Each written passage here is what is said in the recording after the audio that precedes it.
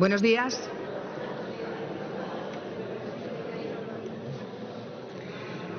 Muchas gracias. Aunque está aún entrando gente, vamos a dar comienzo, si les parece, a la conferencia. Buenos días. Permítanme darles la bienvenida a este magnífico espacio, antiguo salón de plenos de la Cámara Alta, que deseo consideren su casa. No en vano, es la Cámara de Representación Territorial, órgano constitucional que representa al pueblo español. Ha sido testigo, objetivo y cronista de cuantos acontecimientos han ido tejiendo nuestra historia, de hechos que nos han convertido en lo que hoy somos y que deben ser la brújula para el futuro de una España democrática, libre, participativa y transparente.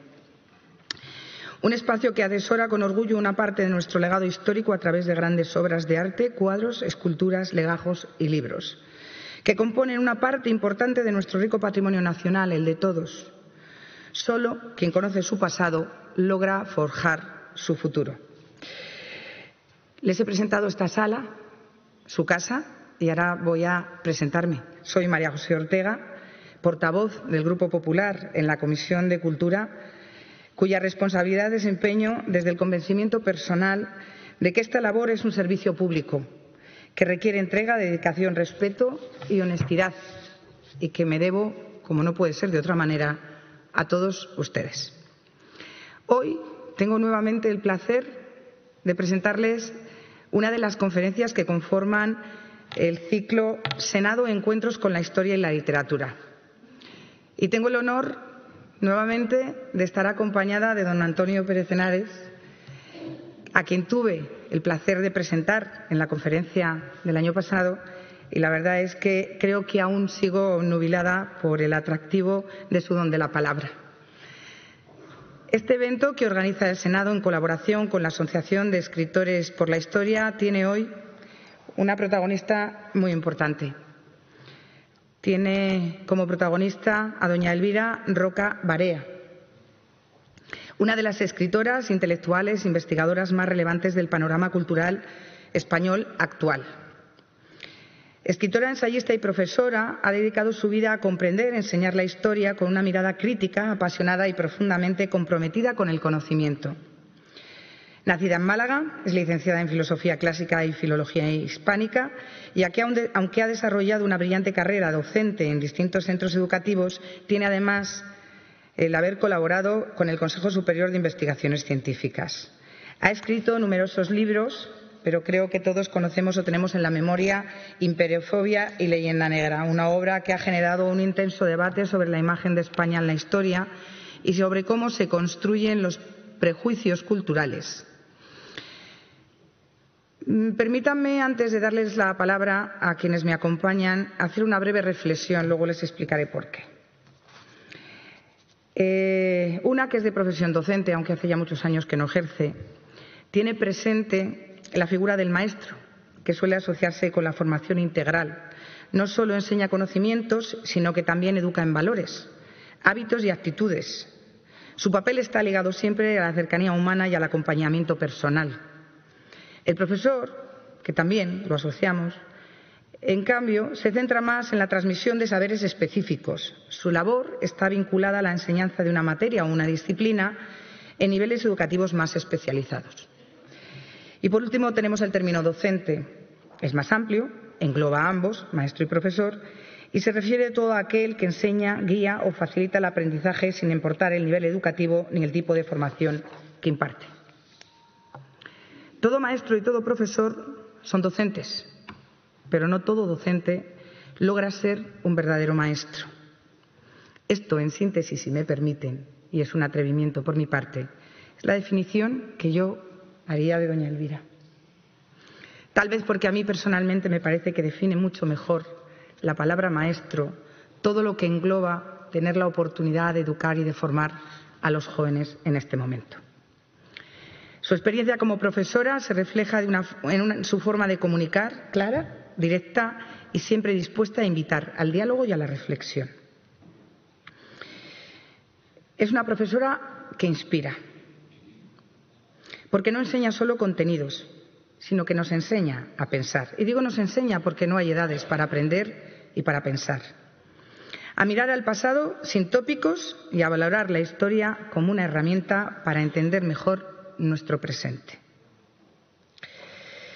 Antes de finalizar, voy a tomarme la licencia, otra más de las que ustedes me permiten, de dirigirles unas palabras de ella misma, que creo que deben hacernos pensar a todos. Los bárbaros están a las puertas, no solo de España, sino del mundo occidental, y no vienen de fuera. Los hemos engendrado nosotros mismos a fuerza de cultivar la ignorancia y confundir educación y transmisión de conocimientos con entender adolescentes y negar el esfuerzo que es imprescindible en todo aprendizaje. Yo quiero identificarme y quedarme con esas palabras. Por ello, considero que es un verdadero privilegio contar hoy con su presencia, con esa voz que une la pasión con el saber, con claridad de pensamiento y con la fuerza de la palabra. Y qué mejor que para preceder a doña Elvira que sea don Antonio Pérez Henares, presidente de honor de la Asociación de Escritores de la Historia, quien les dirija unas palabras. Muchas gracias.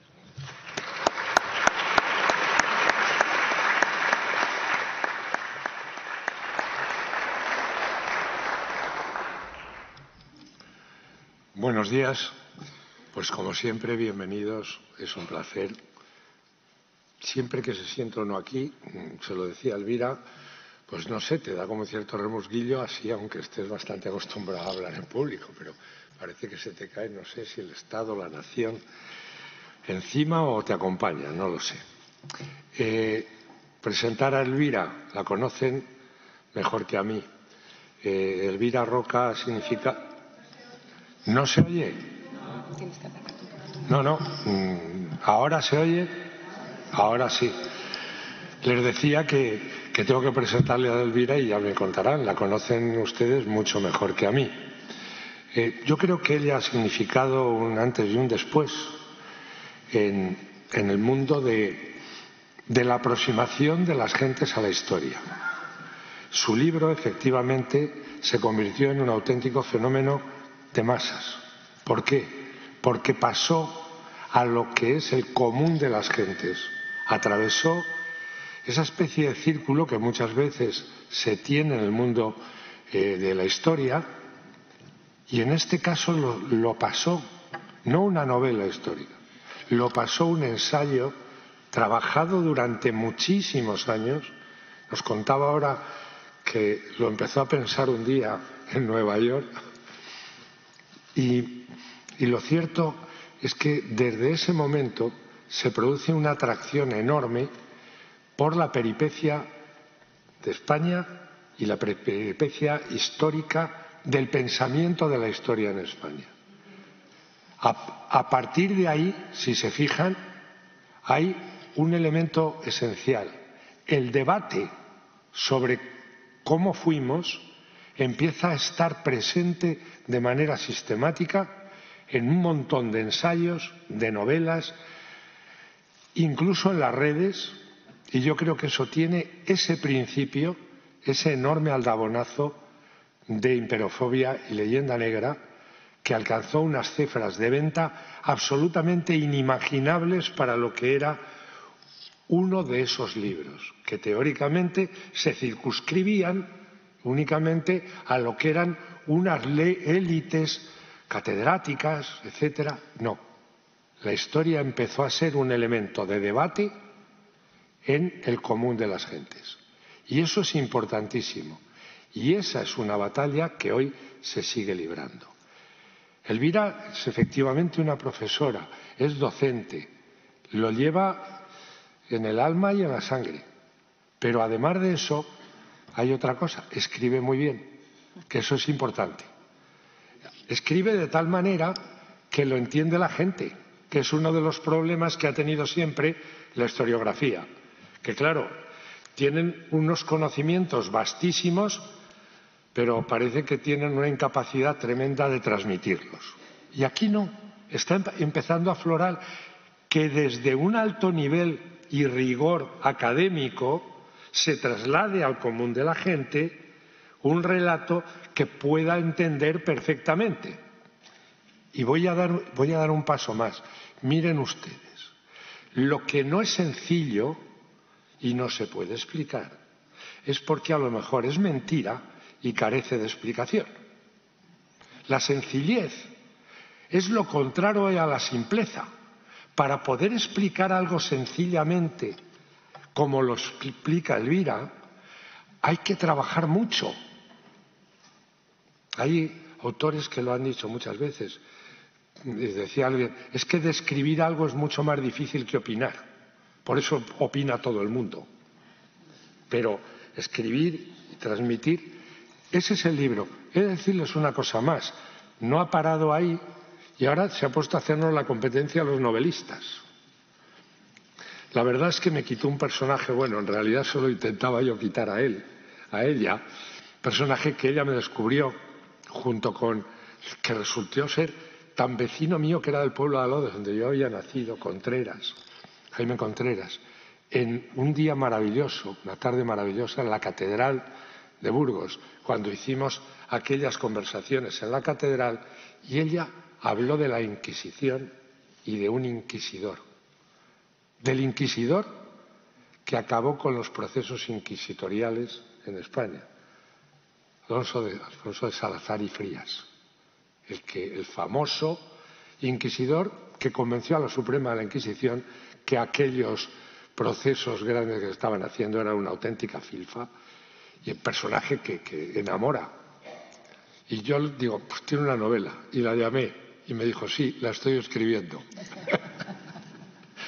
Efectivamente, y la escribió y la tienen ahí, y ahora se vendrá el siguiente paso a un ciclo que hacemos en Linares, y te has pasado a los romanos o a los cartagineses. Siempre estuve en Roma. Ah, vale, ya lo sabía.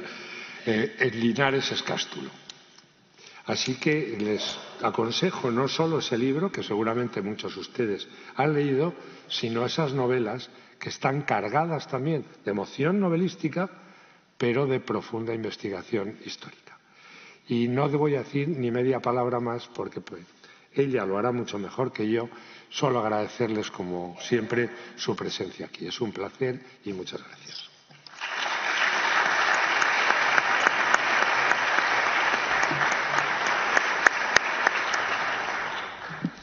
Buenos días. ¿Me oyen? Me alegro, porque fácil no es. Debo empezar dando las gracias, senadora, por sus amabilísimas palabras y, en fin, por las cortesías que ha tenido conmigo desde que entré por la puerta de esta casa, que efectivamente no es que se le cae a uno encima, pero impresiona un poco, ¿no?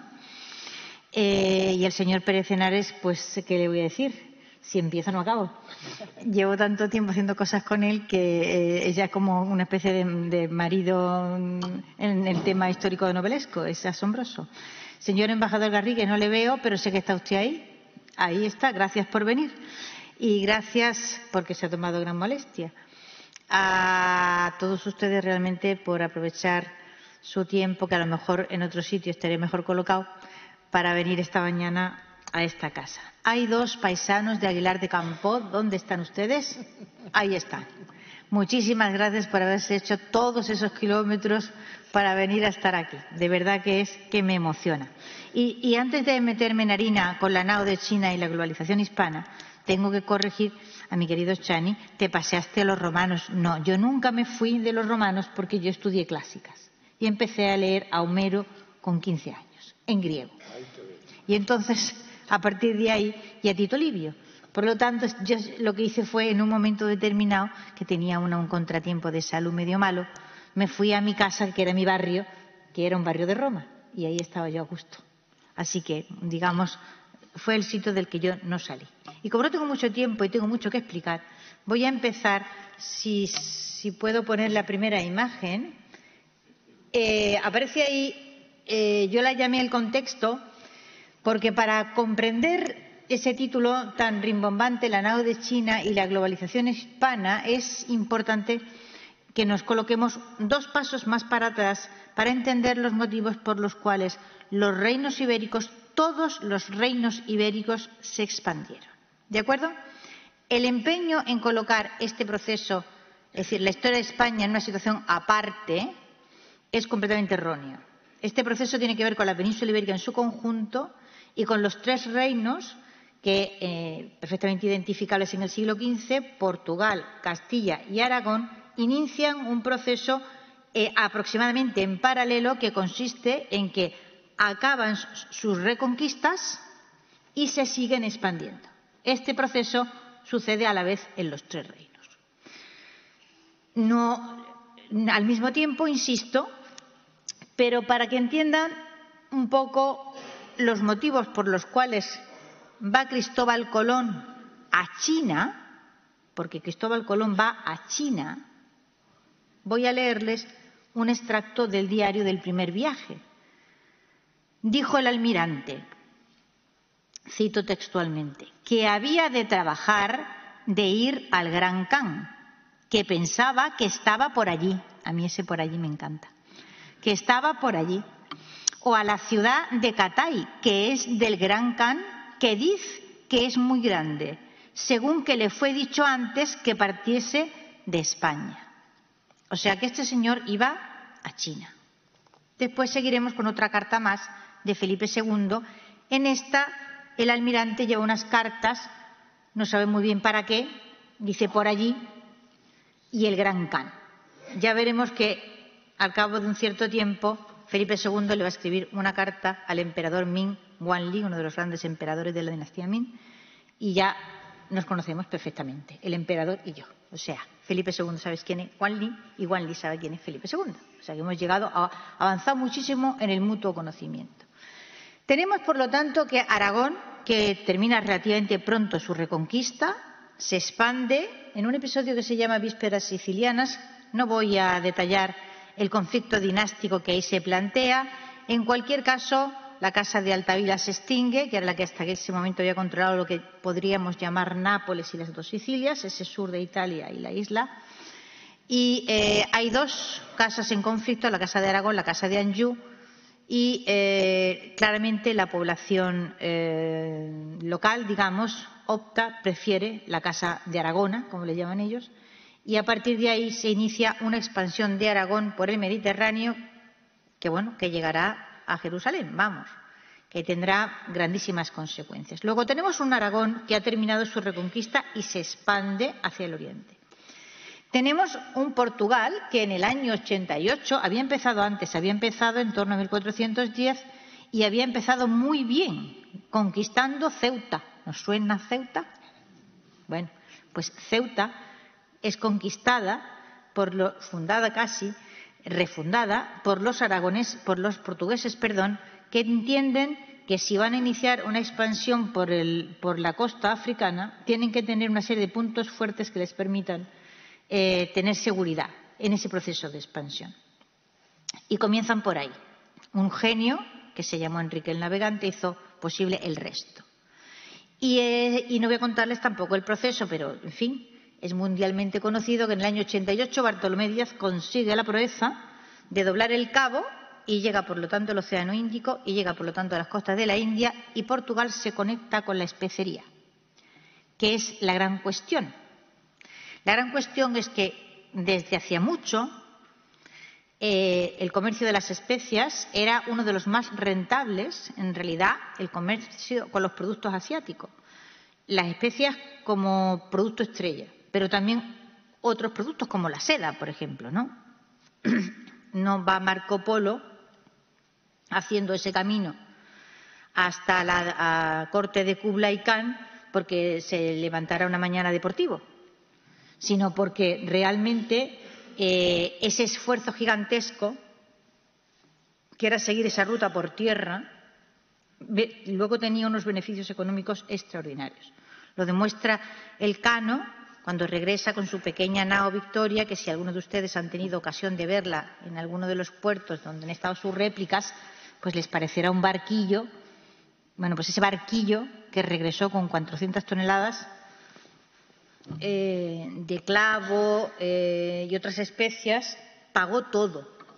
Ese barquito pagó todo lo que había costado la expedición del Cano y Magallanes y le dio al burgalés Cristóbal de Haro, que fue su principal accionista privado, porque eso fue una empresa público-privada, la primera vuelta al mundo, unos beneficios del 400%. O sea, que estamos hablando de una actividad económica extraordinariamente rentable.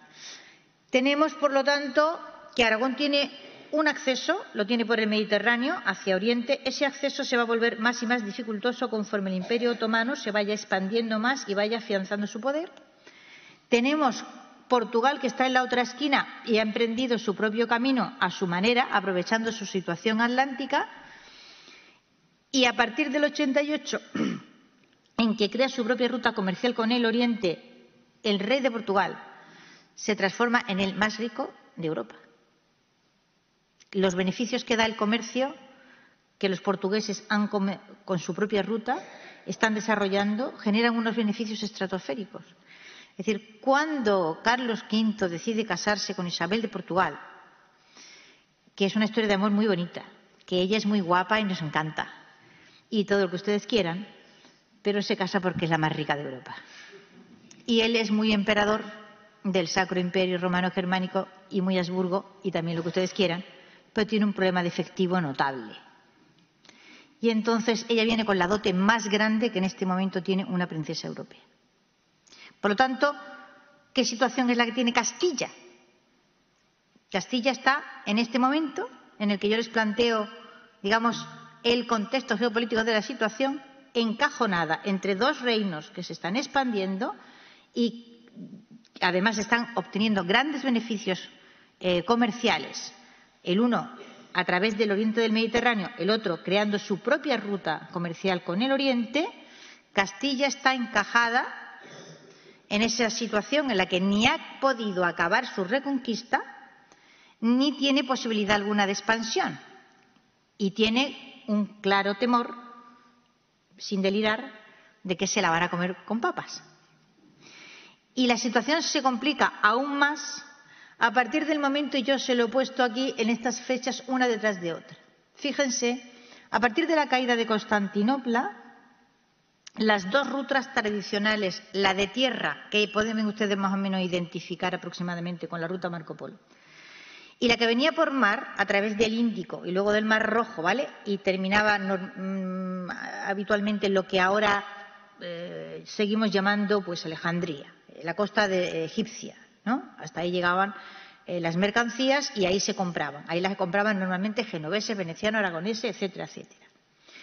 Pero claro, la caída de Constantinopla en el 53 supone un bloqueo de facto por tierra y mar en cuanto al acceso a esos productos, en el que ya no puedes, los occidentales cristianos ya no pueden acceder a esos productos. No es que no puedan, es que los pagan muchísimo más caros, porque para eso están los turcos, digamos, que controlan las rutas por aquí y por ahí. Dicen, yo te dejo pasar, pero tú a mí me pagas previamente. Nada nuevo bajo el sol, esto ha ocurrido siempre. Por eso los portugueses se echan al mar y se ponen a buscar una ruta alternativa para no tener que pagar, claro, ya obtienen esos beneficios económicos absolutamente extraordinarios. La situación se complica para Castilla y Aragón, que ya se han casado, cuando en el año 80 los turcos ponen un pie en la península itálica y toman Otranto. 2 años de guerra durísima costó echar los turcos de esa ciudad, que pertenecía al reino de Aragón, y que fue posible recuperarla gracias a que Castilla y Aragón trabajan de consuno, es decir, las tropas que van a luchar contra los turcos en Otranto, que está en la Puglia, son castellanas y también son aragonesas. Son aragonesas y también son castellanas. Y como verán, sin solución de continuidad, el año 81, por fin, estamos a menos de 500 kilómetros de Roma, ¿vale?, del centro de la cristiandad. El pánico que provocó en toda la Europa occidental el hecho de que los turcos desembarcaran en la península itálica y fuesen capaces de tomar una cabeza de puente es algo que hoy día nos resulta difícil de escribir, ¿vale? Inmediatamente que consiguen echar a los turcos de Otranto, comienza la guerra de Granada. O sea, lo uno acaba a finales de la primavera, mes de junio por ahí, y sin licenciar tropas, inmediatamente empieza la guerra de Granada. ¿Y por qué? Pues por el sencillo motivo de que los reyes son muy conscientes de que si los turcos hubieran desembarcado en los dos sitios, o sea, hubieran estado en condiciones de poderse permitir el desembarco en dos sitios al mismo tiempo, Otranto y el sur de la península ibérica, en las dos penínsulas al mismo tiempo, no hubieran podido hacer frente a la situación. Este es el contexto geopolítico, que explica muchas cosas. En medio de todo esto tenemos un Aragón, bueno, que está resolviendo como puede sus problemas, pero no está retrocediendo, con un comercio bastante consolidado, con sus dificultades, pero lo va manteniendo, y un Portugal estratosférico, o sea, haciendo gala de una riqueza saudita. ¿Para dónde tira Castilla? Pues tira para donde puede, es decir, para el único sitio por el que puede tirar. Que el mundo era redondo ya se sabía, pero voy a usar una expresión políticamente muy incorrecta. Como dicen en mi pueblo, una cosa es moros vienen y otra verlos de venir. Una cosa es que sepamos que la Tierra es redonda, o sea que allí donde acaba el Atlántico tiene que haber tierra antes o después, y otra cosa es que uno se eche a la mar en una masa de agua que nadie ha recorrido jamás. Ahí se echa Castilla porque no se puede echar a otro sitio. No sé si me explico. Teniendo como que tiene Castilla desde los tiempos de Isabel, es una línea, curiosamente, España, que ha tenido tantos avatares y tan errática política exterior en tan distintos momentos, esa es una línea que se ha mantenido inalterable desde finales de la Edad Media, que es no ir nunca a la guerra con Portugal. Evitar una guerra con Portugal a como dé lugar. Y, por lo tanto, para no meterse en la ruta portuguesa, para no tener que ir a la guerra con Portugal, Castilla se echa al Atlántico en busca de un camino hacia los mercados de Asia. Y entre medias se tropieza pues con un continente que al principio no sabe que es un continente, que se cree que es una isla más o menos grande, y todos los empeños van a intentar buscar el paso por el norte, el paso por el sur, pero ¿cómo se atraviesa esto? Porque está claro que esto no es China. Luego hay una carta de Fernando el Católico, aproximadamente cuando el tercer viaje de Colón. Colón mantuvo hasta el morir, aun cuando ya lo sabía perfectamente, que había llegado a las costas de Asia. En el tercer viaje él ya lo sabe perfectamente que no sabe a dónde ha llegado, pero al Asia no era. Y entonces el rey católico manda una expedición por su cuenta a intentar averiguar esos territorios que eran. Por detrás, es decir, engañando a Colón, porque había firmado una serie de capitulaciones que se lo impedían. La identificación de esa masa de tierra que hemos llamado después América, pues llevó muchísimo tiempo, pero mientras se cartografiaba y se intentaba saber, todo el tiempo había una obsesión que era averiguar cómo se atraviesa esto por arriba o por abajo. Y tenemos unos hitos importantes, yo solo los voy a mencionar, ¿no? Magallanes y Elcano, que en realidad es una expedición para averiguar el paso por abajo, porque Magallanes viene con el cuento de que él sabe dónde se encuentra ese paso y lo puede hallar hacia el Mar del Sur, preceptivo, era imprescindible llegar a ese Mar del Sur para seguir girando. Y efectivamente encuentra un paso que no será en absoluto eficaz desde un punto de vista económico. Y esto ya lo sabe Hernán Cortés cuando se plantea con Alvarado el hacer unos astilleros en la costa del Pacífico. Y lo que Cortés sabe se lo resumo y usted lo sabe y cualquiera lo sabe. Es decir, es imposible usar el paso de Magallanes desde un punto de vista comercial. ¿Por qué? Porque usted no puede echar un barco al mar en Sevilla, pretender que atraviese el Atlántico, no el Atlántico en línea recta, o sea, hacia las costas de la tierra firme o el Caribe, sino hacia abajo, meterlo en el Cabo de Hornos, o sea, en la centrifugadora, que atraviese esa centrifugadora y después de eso va y hace una travesía que es la mitad del planeta por agua y que después vuelva y haga todo lo mismo. Imposible. No hay barco en el mundo que sea capaz de hacer eso. Ese es el razonamiento de Hernán Cortés. Por lo tanto, su idea, desde el momento en que ya se ha conseguido ir para allá, hay que construir los barcos en la costa del Pacífico. Es decir, el barco tiene que entrar en el Pacífico recién calafateado, en perfecto estado de revista, barcos que terminarán siendo como catedrales, y así sí se podrá ir y volver. En otras condiciones no. Por lo tanto, todo el esfuerzo de Magallanes, desde el punto de vista comercial, es para nada. Y yo creo que, en fin, Magallanes, cuando llega y muere de esa forma estúpida, metiéndose en un lío innecesario en una de las islas de Filipinas, pues es que es consciente de que ha vendido una burra que no sirve, que no va a servir en absoluto.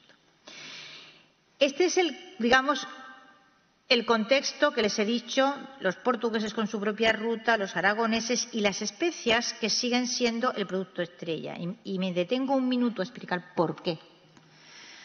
Aparte del hecho de que le dan sabor a la comida, etcétera, etcétera, las especias son el gran conservante en un mundo en el que no existe la cadena de frío. Y esto ahora nos parece una tontería porque todo el mundo tiene una nevera en su casa.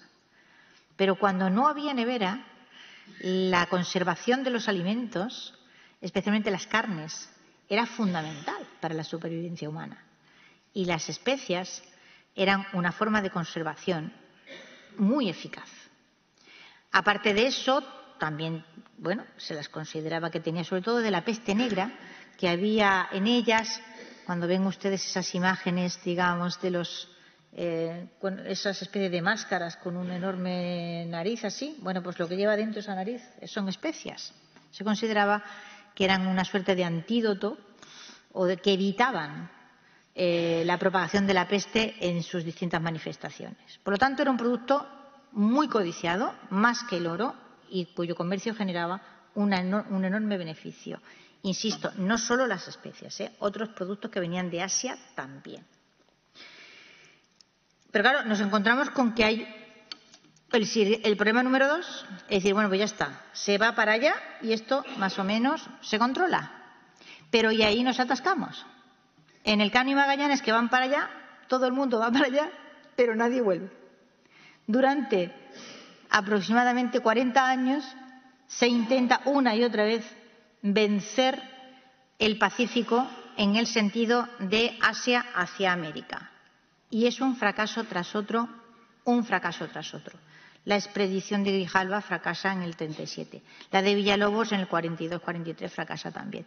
Y otras más. Es decir, no hay manera. Va a ser el genio extraordinario de Urdaneta quien va a conseguir, después de haberse pasado, había ido en la expedición de Loaiza con 17 años y se pasó como 10 años perdido, de alguna manera, por estas islas de Indonesia, y fue él el que, con unas capacidades de observación y también con espíritu científico, porque Urdaneta parte de una idea que es totalmente científica, es decir, es imposible que siempre la corriente vaya para allá. Es decir, no puede existir una corriente que esté constantemente moviendo agua en un sentido, tiene que haber una contracorriente en algún sitio que compense esto, porque si no el océano se vaciaría. Por lo tanto, en algún sitio está esa contracorriente. La encontró por encima del paralelo 40 y entonces ya sí, en el año 65, Urdaneta consigue ir y volver y establece las condiciones para que se establezca, para la redundancia, una ruta comercial que ha sido la más longeva y rentable de la historia del comercio mundial, que es esa ruta del Pacífico. Es el comienzo de la globalización realmente, porque es el momento en el que se ponen mutuamente en relación en la comida, en la cultura, en el comercio y en mil formas todos los continentes unos con otros.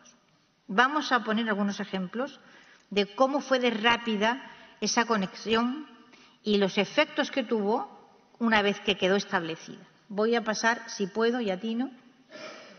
Esta es la ruta del tornaviaje, ¿vale? Es decir, parten los barcos de aquí, ¿se ve la flechita? ¿Sí? Parten de aquí, van en línea recta, ese es un viaje muy fácil. Es un viaje que te lleva el mar, te llevan los vientos y todo te favorece. Ahora, a la vuelta, para encontrar esa contracorriente que Urdaneta sabía que existía, había que subir. Esto lo había aprendido Urdaneta seguramente de los pescadores japoneses que subían aquí a la pesca a la ballena. Y entonces se subía para arriba hasta el paralelo 40 y aquí sí encontrabas una corriente que gira en este sentido y que te lleva hasta la costa de California, ¿vale? La costa de California había un establecimiento que se llamaba Palo Alto, que sigue existiendo con el mismo nombre. Palo Alto es una secuoya gigantesca que en una costa muy llana se veía desde muchísima distancia. Y luego ya se bajaba costeando, ¿vale? Desde California, no sé por dónde tengo la flechita, aquí hasta abajo, y Acapulco, y se producía la feria comercial que Humboldt en 1803 consideraba que era la feria comercial más importante del mundo, la que traía esos productos de Asia que luego se repartían a partir de ahí. Unos iban para América en distintas rutas y otros venían para Europa. ¿Qué cambios produce esto? Pues fíjense, de una manera evidente. Por ejemplo, esta que ven aquí es la primera imagen. Dense cuenta que Urdaneta ha llegado en el 65. En poco más de 50, esto es Manila. Es la primera imagen de Manila. Está en Puebla, en el Museo Julio Bello, y es la parte de atrás de un arcón. Por eso se conservó, ¿vale? Ese es un arcón muy bonito, hecho con maderas muy caras, y en la tapa, aquí, está dibujada esa imagen que se descubrió como por casualidad. ¿Ven ustedes el galeón? ¿Lo ven? El enorme galeón, ¿vale? Este es el territorio amurallado de la ciudad y aquí es donde están los champanes chinos y este es uno de los, el primer Parián, es decir, el primer barrio chino que se conoce en el mundo. Para cuando se dibuja esta imagen, pues la población china que hay en Manila probablemente supera la mitad. Para cuando han pasado 50 años del establecimiento de la ruta comercial, los astilleros que hay en Manila, que sirven para recibir a los galeones, los sacan del mar, los arreglan y los vuelven a colocar en condiciones de atravesar el Atlántico otra vez, el Pacífico, llega a tener unos 8.000 trabajadores. 8.000 trabajadores. Y aquí, y voy a ir un poquito deprisa porque quiero que me dé tiempo a muchas cosas, les voy a enseñar dos cartas. Una carta es la que le escribe el virrey Martín Enríquez a Felipe II, que está en el Archivo Histórico Nacional y está fechada en 1573. O sea que hemos establecido la ruta del tornaviaje en el 75. En el 73, Martín Enríquez, que es un gran virrey, ya sabe lo suficiente de qué es lo que se produce y cómo puede establecerse una relación comercial eficaz, fructífera, como para escribirle un enorme informe al rey en el que le dice algo así como: Majestad, es imposible que esta ruta la puedan hacer con sus propios recursos los comerciantes, porque el Pacífico es muy complicado navegar por él, necesita unos barcos muy grandes. ¿Quién va a tener suficientes recursos económicos como para arriesgar un barco tan grande, tan complejo como el que hace falta para hacer esta navegación con éxito, arriesgando no solamente la mercancía, sino el barco también? Es decir, la corona tiene que poner los barcos. O sea, si esta ruta comercial va a tener un efecto y va a ser útil, es necesario que lo hagamos con una especie de colaboración público-privada. La corona pone los barcos. ¿Y cómo recupera el dinero de la inversión en esos barcos? Vendiendo los metros cúbicos, las varas, como se decía entonces, ¿vale?, a los comerciantes que van a meter ahí su mercancía. Los oficiales de la corona van a garantizar que los productos van y vienen sin alteración, es Es decir, que el que dice que está metiendo tantos kilos de bobinas de seda, realmente está metiendo los tantos kilos de bobina de seda. Y esto, que en este momento estamos en 1573, pues lo está diciendo el virrey Martín Enríquez. En 1803 dirá Humboldt que es asombroso que la subasta de las mercancías que llegan en el galeón se hace en Acapulco sin abrir los bultos. Es decir, con solo la garantía del papelito del oficial de la corona que dice subasto, porcelana china de tales y tales características, tantos platos, tantas tazas y tantos no sé qué.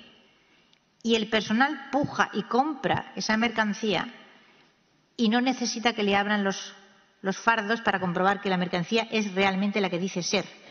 Y queda Humboldt muy asombrado de la honradez y limpieza con que se hace este comercio y de la garantía que supone para los distintos comerciantes que se van con los mulos cargados y los carros o lo meten en otro barco y se van sin necesidad de comprobar que lo que han comprado es realmente aquello, ¿no? O sea, que estamos hablando de una, digamos, seguridad jurídica extraordinaria que dura ¿cuántos siglos?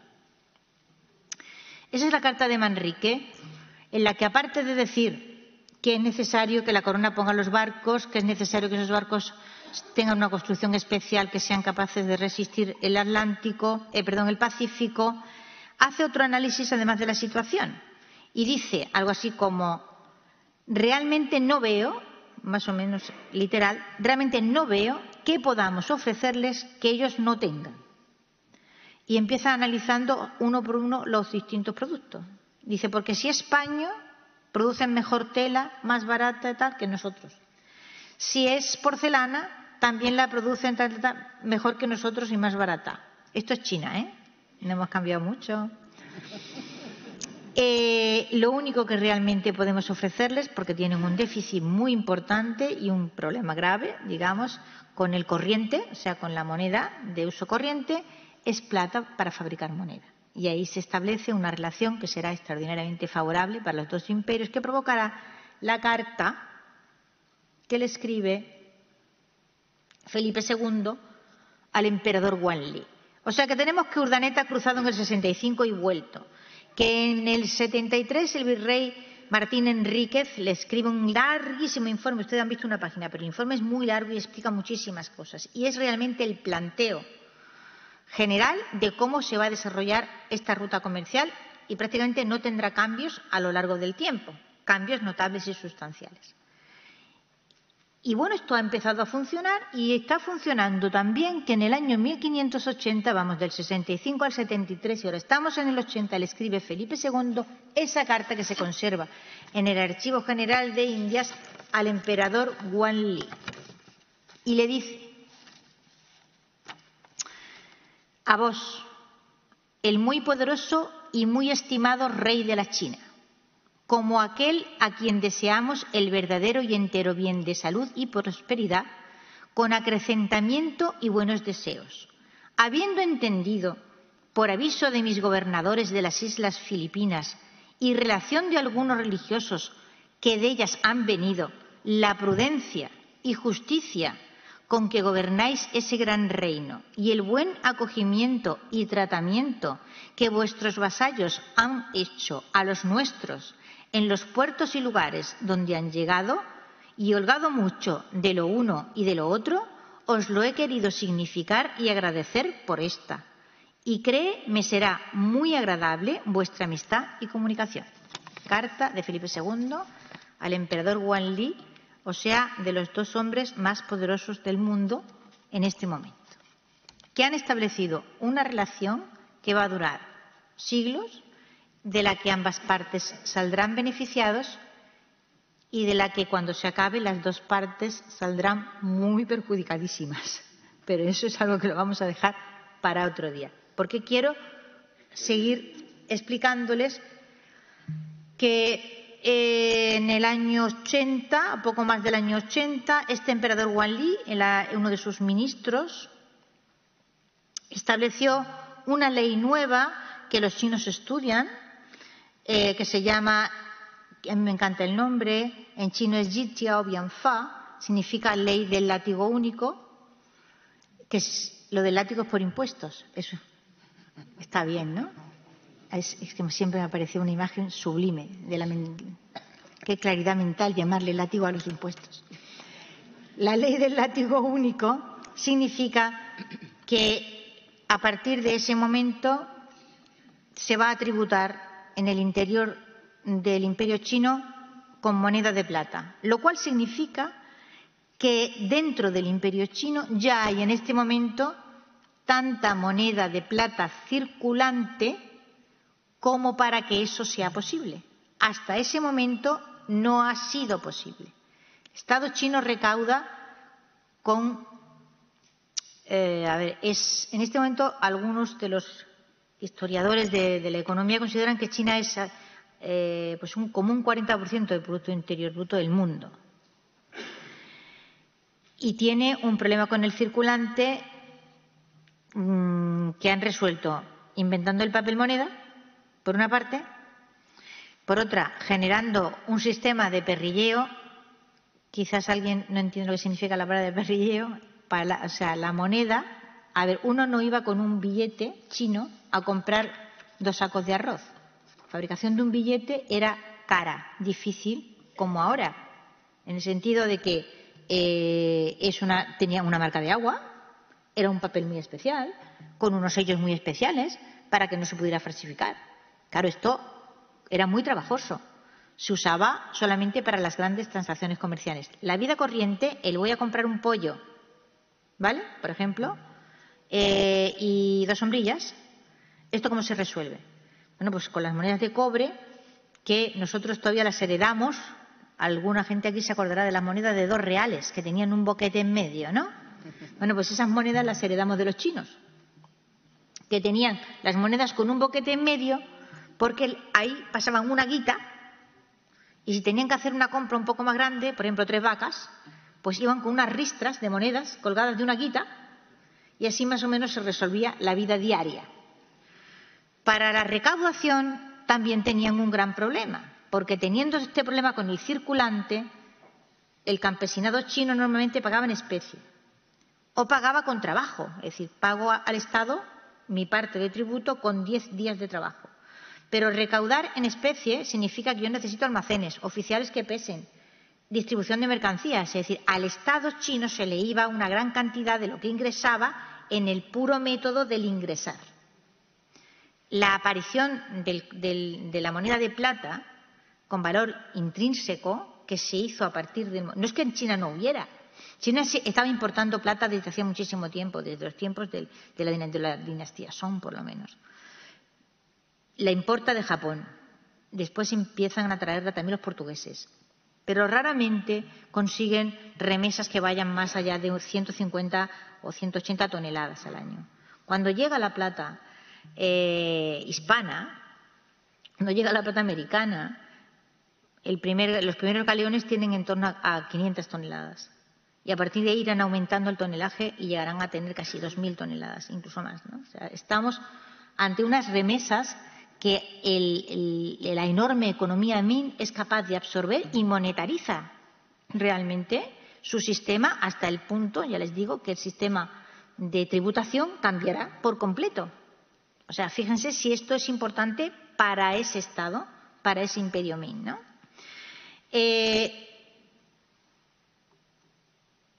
Comienza un intercambio cultural que hará. Esto que tienen ustedes aquí es la traducción del primer libro chino que se traduce a una lengua occidental, El espejo chino del claro corazón, que lo traduce el padre Juan Cobo en Manila en 1595. El espejo chino del claro corazón es una suerte de miscelánea en la que aparecen pues tanto, ¿cómo diría yo?, parábolas o cuentos morales de tipo confuciano, también aparecen elogios al emperador, es decir, es una miscelánea y fue un libro que tuvo muchísimo éxito en China, se hicieron muchísimas ediciones y la gente lo compraba, era muy popular. Y entonces el padre Cobo lo traduce. No he traído más imágenes por no aburrir, pero la primera gramática de la lengua china también es el producto de este intercambio. El primer diccionario que se hace de la lengua china es también el producto de este intercambio. a través de Filipinas. Y como pues ¿qué le digo yo? De China nos vinieron los churros, de China nos vinieron los abanicos, nos vinieron las peinetas y una gran cantidad de cosas que tenemos absorbidas en nuestra vida corriente y que consideramos muy españolas son muy chinas, tremendamente chinas. Esta riqueza de intercambio, que no se vio nunca ensombrecida por un colapso, en el sentido de que los españoles comerciaban con los chinos en las condiciones que los chinos establecían, respetando sus territorios y respetando sus características, y al revés. Y esto así estuvo hasta el siglo XIX, en que el poder anglosajón emergió rompiendo el que era el eje comercial más importante y nutritivo para ambas partes, los dos poderes más grandes a nivel mundial, que no era Alemania, que no era Francia, que eran el imperio hispano-español. Lo llamo así porque tenemos una dificultad grande con las palabras. Si digo hispano, los españoles no se dan por aludidos, y si digo español, los hispanos de América no se dan por aludidos. Y nosotros no podemos considerar esta historia como parte de nuestra historia, porque esto no es nuestra historia solamente. Esto es historia nuestra, es historia de México. La mayor parte del comercio que se hace con Oriente tiene su base, su organización, y está manejado por comerciantes, muchos de ellos indígenas, ¿vale? Novohispanos, mexicanos. Es decir, esa es otra historia fascinante por escribir, ¿no? Quiero decir, había muy pocos españoles, como tales españoles nacidos en España. Luego, esto nosotros no podemos hacer una suerte de apropiación indebida de nuestra historia y decir nuestro imperio y nuestro comercio con China. ¿Nuestro de quién? Será de todos los que habitaban en aquel imperio en aquel momento y participaban en aquel comercio, y de él se lucraban y con él prosperaban. Voy a continuar con dos imágenes que son espectaculares y ahí ya lo voy a dejar. Como les digo, es el libro llamado Espejo Chino del Claro Corazón. Pero el primer libro sobre cultura china, historia china, el que presenta China Occidente, también sale de Manila. Y, como ya les he dicho, el primer diccionario, que se descubrió no hace poco en unos cajones de documentos olvidados que había, no es el primer diccionario del chino a una lengua extranjera, es el primer diccionario de chino, porque entenderán que el chino, con su escritura, no puede tener un diccionario alfabético. Luego es, para la historia de la lengua china, el primer diccionario que se escribe de su lengua. No sé si me estoy explicando. No hace mucho que realmente se descubrió y se publicó. Y ya les digo, también la primera gramática, etcétera, etcétera. Lo que les voy a enseñar ahora es solo una parte, porque no he conseguido una imagen mejor, que agradezco a José Luis López Linares que me la haya mandado y que no vayan ustedes a ver lo que está en Madrid. Está en el Museo de América y se llama El biombo del sello real. El biombo del sello real es una de esas piezas que suponen la globalización. Su mera existencia hace necesaria la globalización, en el sentido de que ahí están representados todos los continentes. No puedo ampliarlo. No. Bueno, voy a ir señalando. Estas medio nubes doradas, ¿la ven? Bueno, pues esto es una característica del arte japonés. Esta pieza no está fabricada en el Japón, ¿vale? Pero sí el sistema de los dorados que hay todo alrededor, ¿vale? Y con esas nubes. Lo que tenemos aquí son un montón de chinos y una pelea de gallos.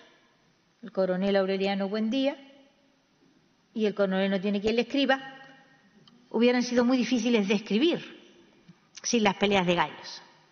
Ahí las tenemos en Filipinas. Esto es Filipinas. Tenemos los champanes chinos y el galeón. ¿Ven el galeón? Muy distinguible. No hay una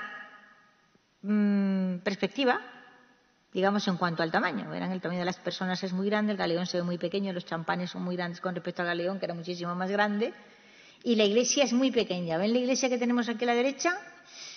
Si pudiéramos ver más del biombo del sello real, que está compuesto pues aproximadamente por 10 como puertas de grande, veríamos pues a 2 jesuitas caminando que vienen a la recepción del biombo del sello real. El sello real es el que llega cuando hay un nuevo virrey en el territorio o un gobernador nuevo, viene con un sello que lo representa, que es el que dice que este señor no es un farsante, trae el sello real. En otra parte del biombo hay una torre en la que aparecen unos sabios chinos con los gorros mandarines con una bola del mundo, y es la primera representación que existe en el mundo de un chino con una bola, digamos, o sea, de que hay conocimiento de que el planeta es redondo. La primera que existe en el mundo. En otra parte tenemos a unas cuantas señoras sentadas con guardainfantes, o sea, tipo las meninas, sentadas a la morisca. En fin, que ustedes agarran el biombo y necesitan toda el Asia, necesitan América, necesitan Europa, necesitan los 5 continentes para que esa pieza artística pueda existir. Si le faltaba alguno, esa pieza artística le faltaría alguno de los componentes que la han hecho posible y por tanto no podría existir. Está, insisto, en el Museo de América. La dificultad de tener una imagen buena de ella es que está rodeada por un cristal que hace prácticamente imposible que salga una fotografía en condiciones porque provoca reflejos.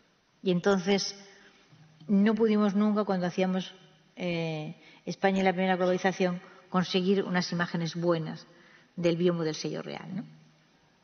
Que es una maravilla, insisto, merece la pena. No está lo suficientemente bien explicado, ni bien colocado, ni bien nada, no por culpa de del personal del museo, ni muchísimo menos, que sabe muchísimo y que son estupendos, sino porque bueno, el Museo de América pues es casi un museo del que los españoles se tendrían que avergonzar, y por lo tanto ahí están las cosas más o menos amontonadas o con más o menos, en fin, buena voluntad por parte de su personal y muy poca ayuda por parte de lo demás, que no mencionaremos. Y la última imagen que les quería enseñar es este cuadro tremendo que pintó Villalpando, y este es un cuadro que se encuentra en una colección privada que está en Inglaterra. También hicimos un intento, y no pequeño, de irlo a fotografiar. Es un cuadro extraordinario que representa, es la Plaza de México, y esto que tienen ustedes ahí, perfectamente identificado. El cuadro se calcula que tiene en torno a 1.500 personajes ahí representados. Ustedes lo ven con muy mala calidad porque todas las imágenes que hay en Internet tienen muy malísima calidad. Insisto, está en una colección privada en Inglaterra, y aquí está perfectamente identificado el Parián de México, es decir, el mercado chino que se genera y dura un tiempo, pero en que al final terminó prácticamente abierto todo el año porque siempre había mercancía china. En esa enormidad de plaza que permite, como ya les digo, a su creador dibujar un fresco de la vida de la ciudad en el que están prácticamente representados 1.500 personajes. Sería maravilloso el que pudiéramos un día acceder a este cuadro y estudiando. Ha salido una vez de la colección privada en la que está para viajar a México, y de ese viaje pues dependen las medio fotografías en condiciones que tenemos, pero no realmente las que deberíamos tener, ¿no? No sé si con todo esto que les he contado han podido ustedes comprender la importancia de ese comercio en el proceso de globalización alimenticia, de globalización comercial, etcétera, etcétera. He dejado por desbravar, y no tocaré, cómo esta enormidad de historia económica del mundo terminó por desaparecer, y ni está en nuestros libros de texto, ni en los libros de texto de nadie, ni nada. Y lo del galeón de Manila era pues como una especie de barquito que hacía que iba y venía, pero tampoco era para tanto. Y en fin, eso lo voy a dejar ahí. Pero los puntos fundamentales que yo quería que les quedara claro es que ha sido una parte grandísima de la historia económica del mundo la que relacionó el imperio hispano-español por el Pacífico con China, que esa historia, en el caso de China, ellos la han tenido muy presente siempre. Les voy a contar una anécdota personal cuando termine de decirles esto. Y que, bueno, la pregunta que yo dejaría en el aire es cómo hemos conseguido olvidar hasta tal punto asuntos que son fundamentales para comprender cosas que están ocurriendo económicamente hoy. Hoy. No en el tiempo del Galeón. Hoy. La anécdota y 2 o 3 libros. Y termino. La anécdota es con un embajador de China en una presentación en Madrid cuando Borrell hizo aquel proyecto que se llamaba Real Spain, un intento de aclarar de una manera imposible el efecto devastador que la propaganda independentista había hecho fuera de España, en un trabajo que primero fue un agua caladera y después ya fue claramente una inversión a gran escala, que habían dejado la imagen, y sigue, del país por los suelos, absolutamente. Y en el acto de presentación de esta plataforma y proyecto, pues estaba el embajador de China. Y nosotros estábamos intentando encontrar el modo de empezar el rodaje de ese documental que luego se llamó España en la primera globalización, que no se hizo como estaba pensado desde un principio, intentando encontrar el modo de entrar en China a rodar. Y me dirigí al embajador,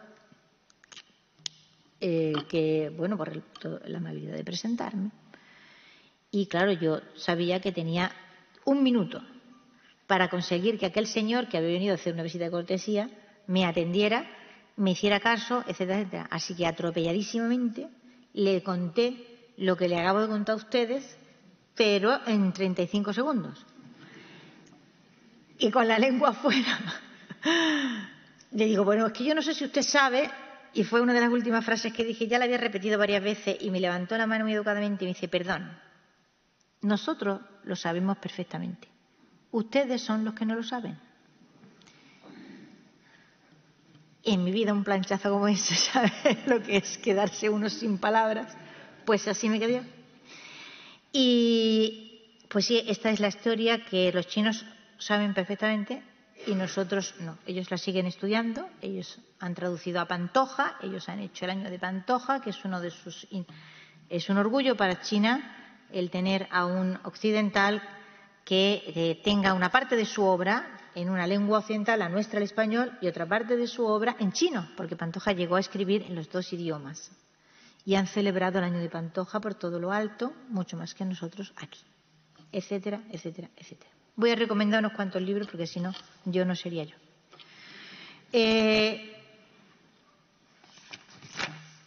Libros de historia económica, ¿vale? Para que se...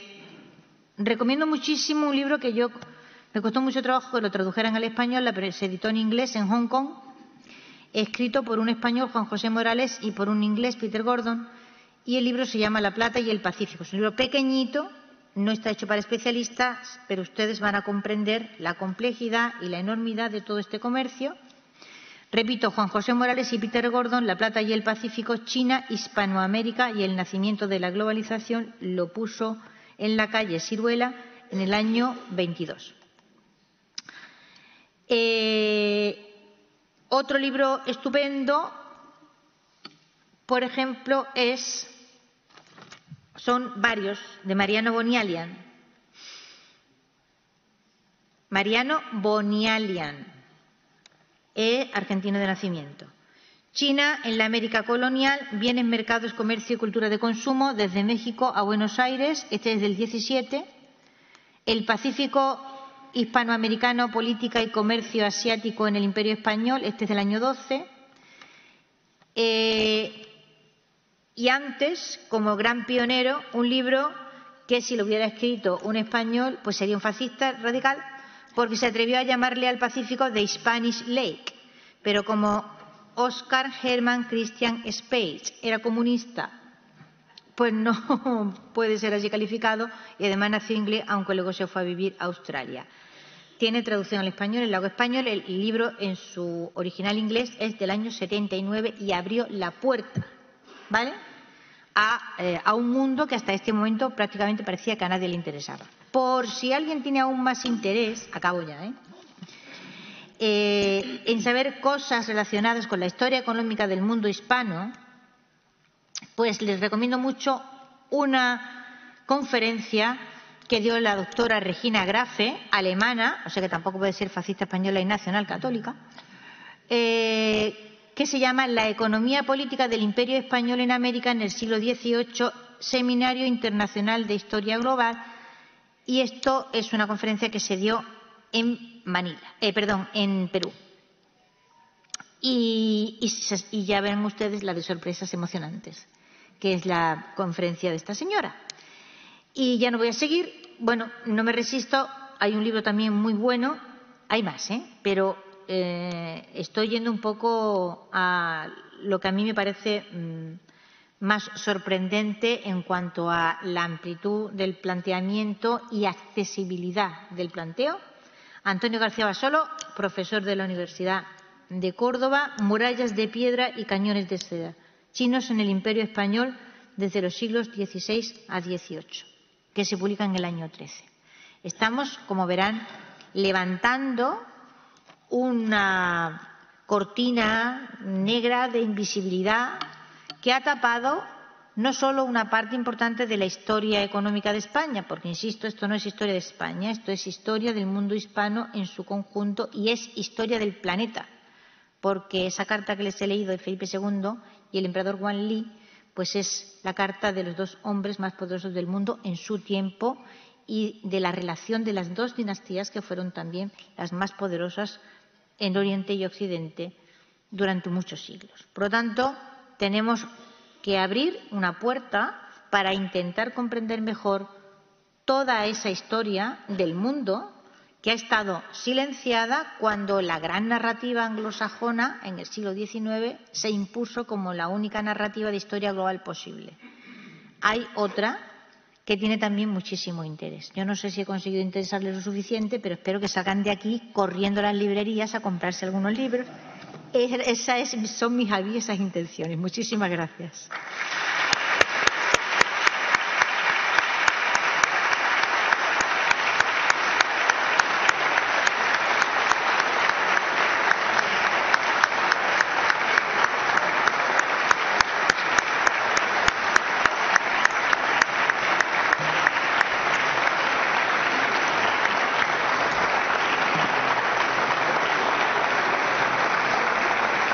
Muchas gracias. Gracias.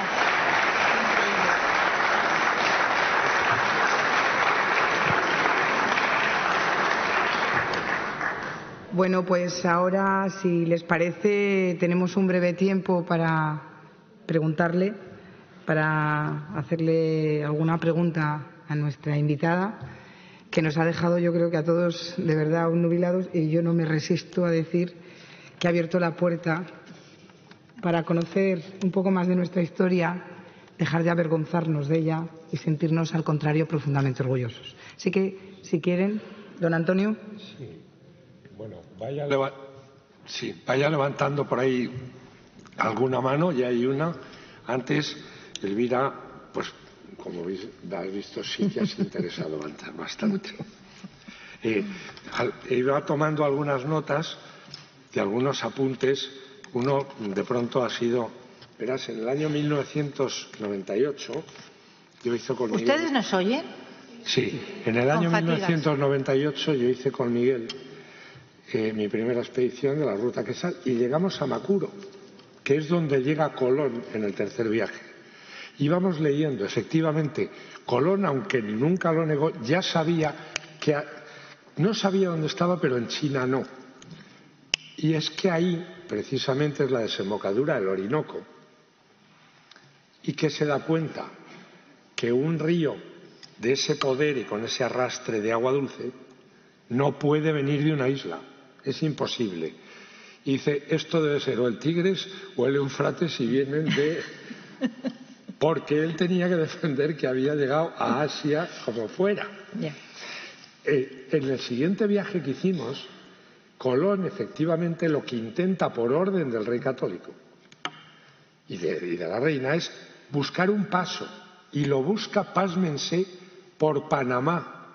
Exactamente.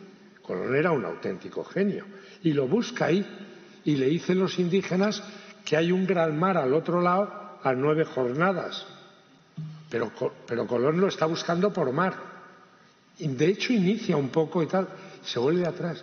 Es más o menos por donde va ahora el canal de Panamá, canal que ya Carlos V había pronosticado, intentó, y Felipe II. O sea, y luego ha habido otra cosa que también me ha impactado. Cuando has hablado de Cortés, a Cortés siempre es el gran guerrero, el gran estratega, el que derrotó. Cortés, hasta los 35 años, no había combatido nunca, había tenido alguna escaramuza, nunca. Lo que era un príncipe renacentista, un tipo inteligentísimo, el comerciante más importante de Cuba, y que hacía todos los import-export. De eso es de lo que sabía, además de ser luego alguien comparable a Alejandro Magno, el tipo que por eso, cuando has dicho que fue Cortés el que dice, ¿qué demonios? Hay que hacer los barcos aquí, no podemos hacer todo esto. Y luego una cosa, claro, la carta esa de Felipe II me parece algo, oye, no hubo nunca, porque los japoneses incluso intentaron una embajada en 1613. De hecho, esos cuadros que tú dices, conozco alguno, pero los chinos, ese imperio no hizo nunca, no se cruzó una embajada. A ver, hay en el Museo de Artes Decorativas, por ejemplo, hay regalos a Felipe II de Wanli, enviados por Wanli. Hay una vajilla, la más de graciosa, con las armas de los Habsburgo, como Dios le da a entender, al estilo chino. Al estilo chino. Pero ahí está. Y bueno, y ahí hay prácticamente desde la entrada de Pantoja, cuando entran Pantoja y Ricci, que estamos a finales del siglo XVI, ininterrumpidamente hubo durante muchísimo, creo que llega hasta el siglo XIX, o sea, hasta el gran desastre que fueron las guerras del opio, etcétera, una orquesta barroca. Una orquesta barroca, o sea, con instrumentos barrocos que fueron llevados allí y a los que se enseñó a muchos mandarines a tocar. Esa es, digamos, fue la gran herramienta de Pantoja, el interés por la música de una clave que llevaba él y que montó y que tocó en la corte y fascinó a un montón de nobles chinos que les pareció maravilloso aquel sonido. Y desde entonces existió, y hay una gran cantidad de música barroca escrita en China, que ahora se está empezando a grabar y se está empezando a tocar y a descubrir. En fin, ha habido un intercambio cultural importantísimo. Lo que ocurre es que nosotros, bueno, pues cuando digo nosotros todos los que hablamos español, a lo largo del siglo XIX, pues nos decidimos entrar en una especie de autarquía amnésica, yo no sé cómo llamarla. Sí sé cómo llamarla, pero está feo aquí en el Senado decir ciertas cosas. Y entonces nos borramos, el mundo hispano entero borró su historia, dejó de existir, y nosotros nos fuimos, pues sufrimos un proceso de indigenismo enfermizo, pero digo indigenismo español, que es decir, en España. O sea, los andaluces nos transformamos en los indígenas que habían sido invadidos por los castellanos. Todo el mundo había sido aparentemente invadido por los castellanos, con lo cual no se sabe finalmente quién invadió a quién. Ante tal cúmulo de invasiones, todo el mundo tiene un agravio que contar, o sea, y como toda comunidad autónoma celebra una suerte de humillante derrota, empezando por Castilla, que también se considera maltratada e invadida. Y entonces, si todo el mundo invade a todo el mundo, ¿quién es el invasor? A fin de cuentas, es una cosa complicada, realmente. Es como una imposibilidad metafísica. Porque si las 17 comunidades autónomas, ¿vale?, todas han sido absolutamente masacradas por un poder invasor, ¿Dónde está el poder invasor? ¿No? Todo el mundo tiene un agravio. Entonces nosotros, los andaluces, pues éramos una especie de campesinos musulmanes huidos, flamingus, y humillados y oprimidos por unos castellanos sucios. Nosotros estábamos todos viviendo en la Alhambra y había unos chorrillos de agua divinos y todo era perfecto y maravilloso, y entraron los castellanos, que fue un horror, y a partir de ahí no nos hemos recuperado. Hombre, lo dice el himno, ¿no? Andaluces, o sea, volver a ser lo que fuimos. Y yo siempre me he preguntado, cuando dice el himno volver a ser lo que fuimos, ¿dónde y cuándo? En fin, entramos en esa especie de todo el mundo es un indígena que ha sido invadido por el elemento común.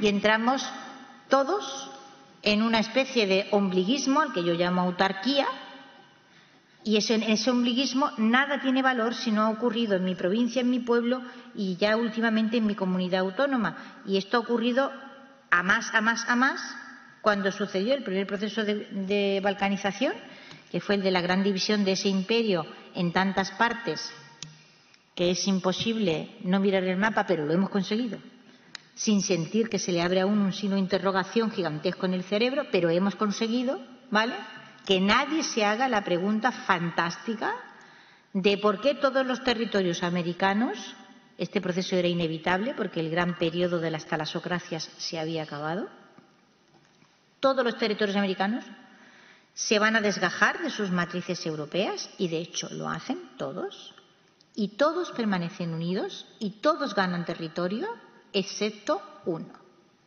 que era la parte hispana de América. Se independizan los brasileños y no solo no se fragmentan, sino que ganan grandes cantidades de territorio a expensas de territorios de los virreinatos. Se independizan los Estados Unidos y no solo no se fragmentan, sino que ganan enormes cantidades de territorio, hasta el punto de que casi la mitad del territorio estadounidense actual ha sido en algún momento territorio virreinal. Se independizan todos. ¿Y cómo hemos conseguido que ese mapa escandaloso, que aparece en América en las primeras décadas del siglo XIX, pasemos por delante de él en los libros de texto y no nos salga un signo de interrogación que nos reviente el cerebro?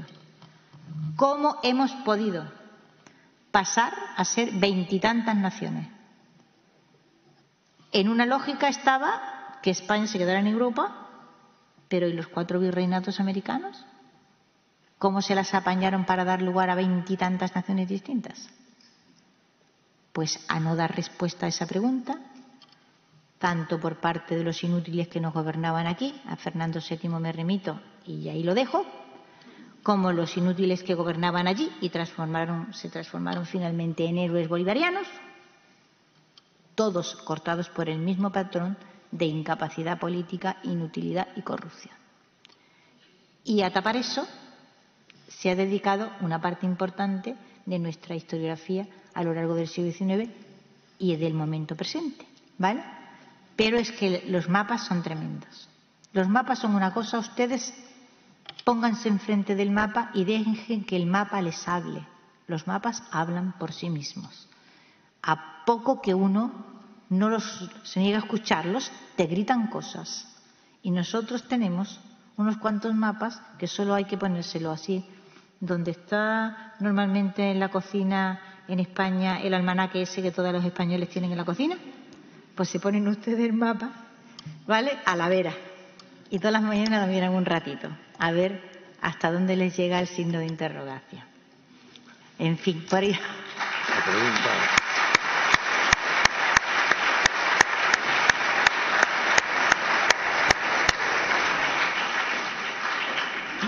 Sí, sí. Señor mío, tiene usted que hacerlo por las bravas. Esto es el Senado de España.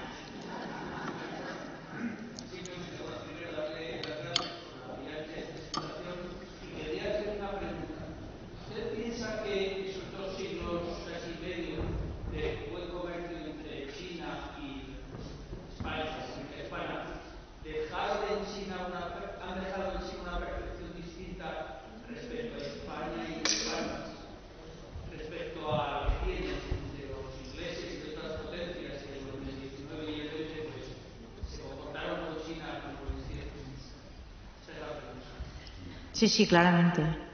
Clarísimamente esto es así. Y lo que pasa, bueno, es que ellos, digamos, China sufrió un proceso de devastación brutal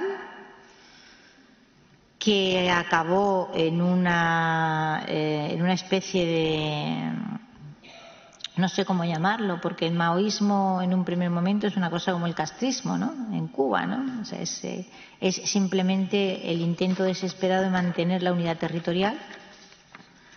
Claro, fue una cura de burro. O sea, fue a costa de unos sufrimientos espantosos.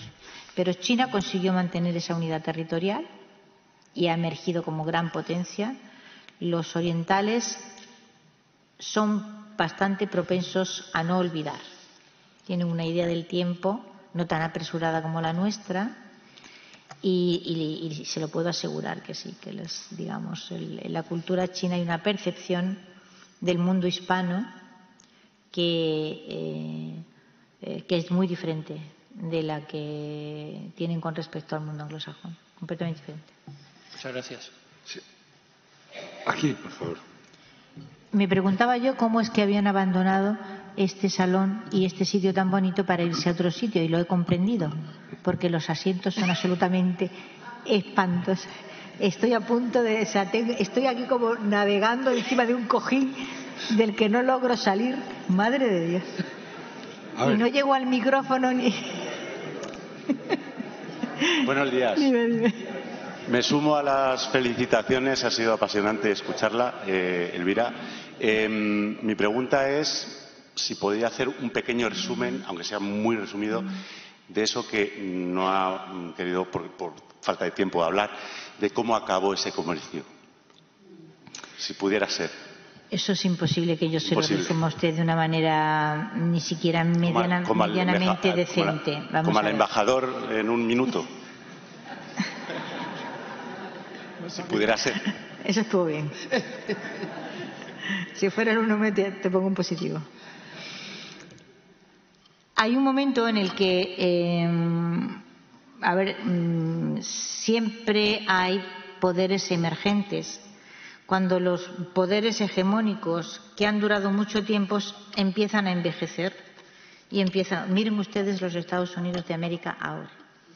Que un poder hegemónico está envejeciendo o está siendo ya incapaz de atender a los desafíos que le va planteando la realidad presente, siempre cambiante y siempre mudable, se nota, por ejemplo, en que empiezan a tomar decisiones. Es la primera cosa que es muy visible, decisiones equivocadas en política exterior.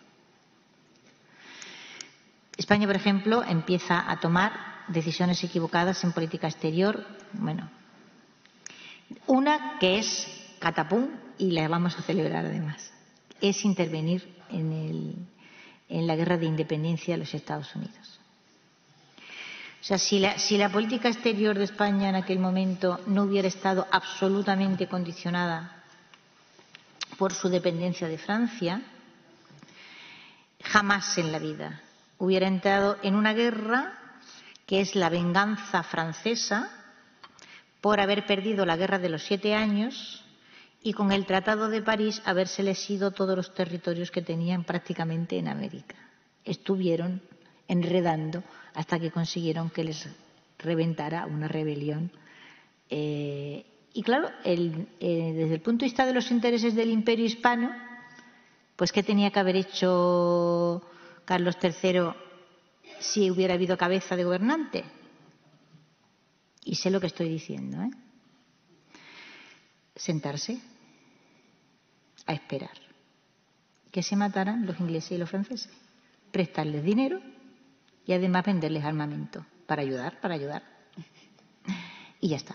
Y no meterse en aquel caraja en la vida, de donde no podía salir sino perjudicado.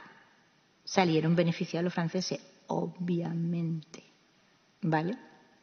Pero en ese momento el enorme imperio hispano no tiene ya una política exterior propia. Bueno, pues estos son, digamos, en nuestra historia, un ejemplo de gran imperio hegemónico perdiendo el norte. Los Estados Unidos están perdiendo su norte ahora y lo estamos viendo todos de una manera evidente.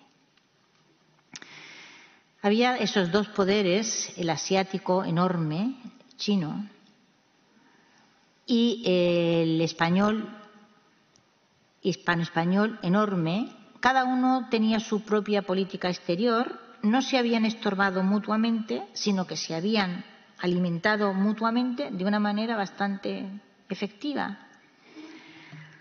Esa estabilidad empieza a resquebrajarse en el momento en el que el mundo anglosajón, después del momento, ¿cómo te diría yo?, de tambaleo que sucede cuando los Estados Unidos de América se independizan, ¿vale?, el mundo anglosajón inicia un proceso de expansión que tiene muchos frentes distintos, pero uno de esos frentes abiertos es la creación de eso que llamamos poder blando, es decir, la capacidad para influir ideológicamente o culturalmente en otros, de tal forma que esos otros terminen haciendo lo que tú quieres que hagan, convencidos de que están cumpliendo sus propios fines, pero en realidad son los tuyos. Y entonces era preceptivo, era obligatorio. Estos son cartas que escribe Thomas Jefferson a Humboldt, y la escribe, creo, en el año 4, para que Estados Unidos crezca y se convierta en una gran potencia. Es absolutamente imprescindible fragmentar el imperio hispano de América. Solo que Thomas Jefferson es un pesimista y cree que solo va a ser posible fragmentarlo en 3 o 4 partes. Pero dice, bueno, pero ya con eso ya nos vale. El asunto fundamental es que no permanezca unido. Triunfó por encima de todas sus esperanzas, o sea, 20 cachos distintos, ¿no? Como de esa aspiración, fíjate, estamos hablando de es un gran estadista. No le parece posible y estamos en 1804. ¿Qué pasa en los 15 años siguientes? Hay que estudiarlo eso para comprenderlo bien.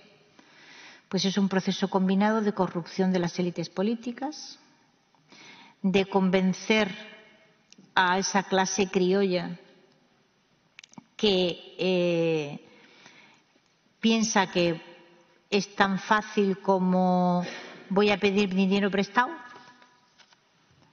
sobre la garantía de una moneda que es la moneda más fuerte del mundo, el real de 8, como si alguien intenta fragmentar los Estados Unidos, ¿vale? Y usted, que va a independizarse de Michigan, va y pide un préstamo sobre la garantía de una moneda que se va a cargar. No sé si me explico. Para cuando Michigan empiece a fabricar su propia moneda, la conversión de esa moneda, papelitos, en la tremenda moneda que había sido real de A8, cuando haces ese cambio a la libra esterlina, las deudas son estratosféricas, pero estratosféricas. Ese sistema de corrupción, aparte de la enorme facilidad, o sea, hay unos datos económicos que los da Marichal que son espectaculares. O sea, hay unas décadas ahí en el siglo XIX en que la mayor parte del monto crediticio que sale de la City de Londres va a la América hispana, repartiendo dinero. ¿A cambio de qué? Repartiendo dinero, pues te estoy vendiendo las riquezas fundamentales del país, te estoy vendiendo las tierras del país a cambio de unas comisiones, ¿vale?, gigantescas, que van a parar al seno de las grandes familias, que son las que han controlado Hispanoamérica. Y punto.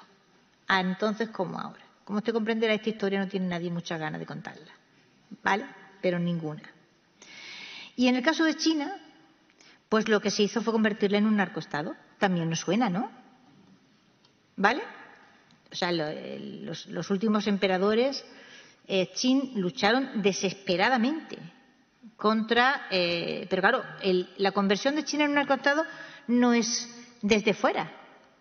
O sea, para que tú reventar el Estado chino había que reventarlo desde dentro, como ocurrió aquí. Desde fuera no hubieran podido nunca. Entonces lo que hicieron fue crear una serie de mafias narcotraficantes dentro de China que terminaron finalmente pues en aquel desastre que fueron las guerras del opio y los tratados desiguales que reventaron China.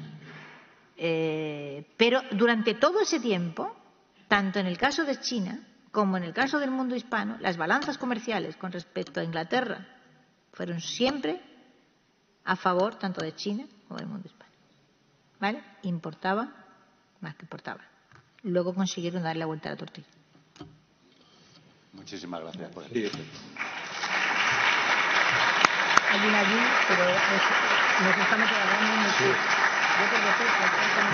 Sí, por favor, ya pregunta muy rápida y respuesta muy rápida porque tenemos que... A ver. No, ella.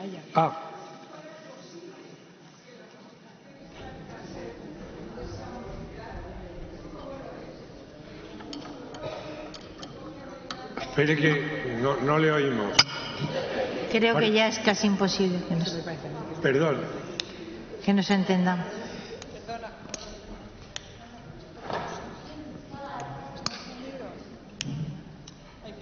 ¿Hola? Sí.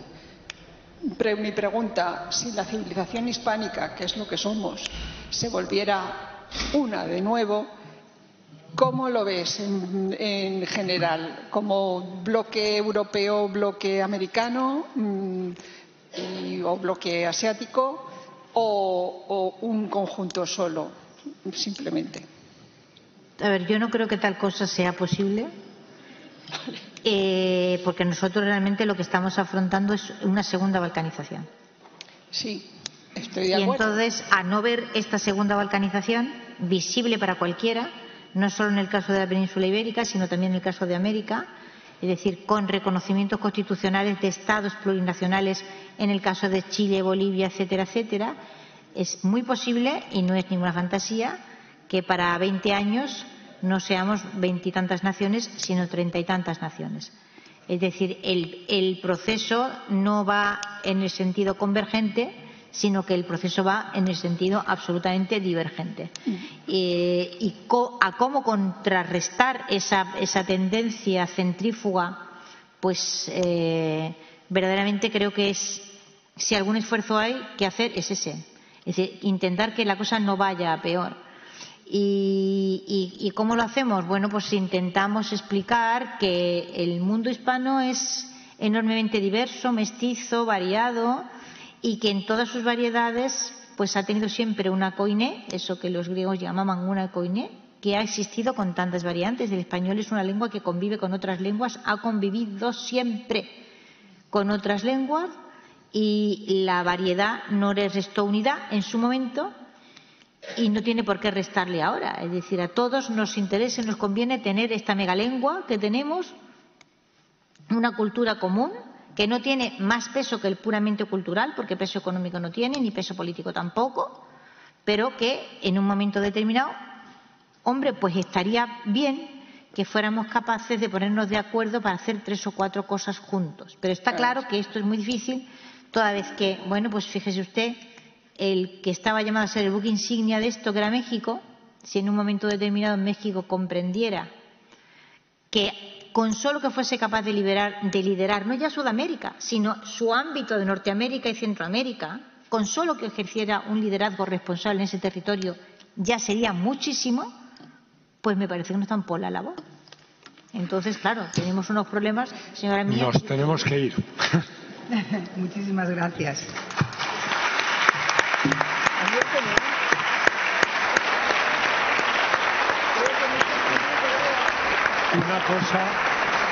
Una cosa.